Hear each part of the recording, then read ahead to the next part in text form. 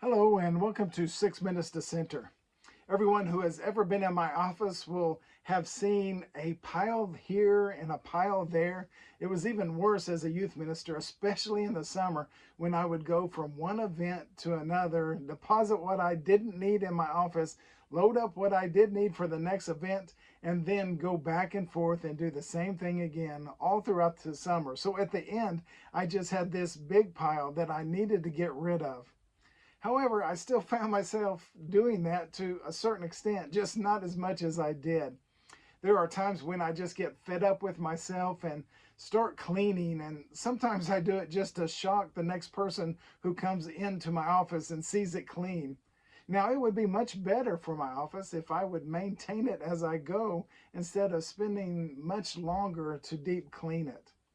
There's a scene in the book of Nehemiah that kind of reminds me of my office. There's a statement that is made there that really stood out to me. It comes after the captivity when Nehemiah returns to rebuild the wall. And after that wall is rebuilt, they go into the temple and realize it is in disrepair because it had been so long neglected. So Nehemiah and Ezra set forth to make things right. They bring out the law which had been long neglected and decide to renew their covenant with God. So listen to the words of Nehemiah in Nehemiah 10 verses 39. For the people of Israel and the sons of Levi shall bring the contribution of grain, wine, and oil to the chambers where the vessels of the sanctuary are, as well as the priests who minister, and the gatekeepers, and the singers.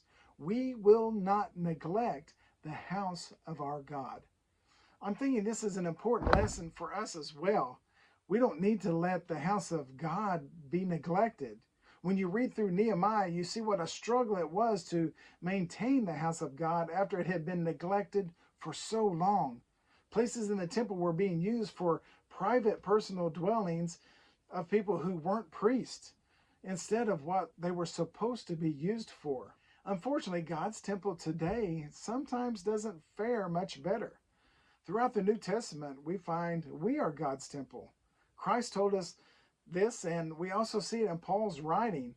Paul wrote in 1 Corinthians chapter 3, verses 16 and 17, "Do you not know that you are God's temple and that God's Spirit dwells in you? If anyone destroys God's temple, God will destroy him. For God's temple is holy, and you are that temple." Could we use this analogy from Nehemiah and say that we have let things take up residence in the temple that shouldn't be there? If so, it's time to clean house and put in what will build us up into God's temple that He intended. So let's fill it with the fruits of the Spirit. Let's fill it with His Word. Let's fill it with His love. Let's fill it with His grace. And let's fill it with His hope. The good news is God is our advocate, and He has sent us His helper to help us in these things, to help us be the temple that He intended us to be. We read in John chapter 14, verses 15 through 17, "If you love me, you will keep my commandments, and I will ask the Father, and He will give you another helper to be with you forever, even the Spirit of truth, whom the world cannot receive because it neither sees Him nor knows Him. But you know Him, for He dwells with you and will be in you." It is hard to get better than that, isn't it?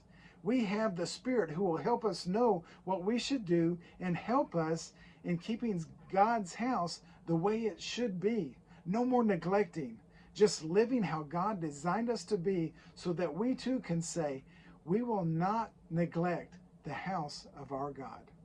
Thank you for taking 6 minutes to center with me today.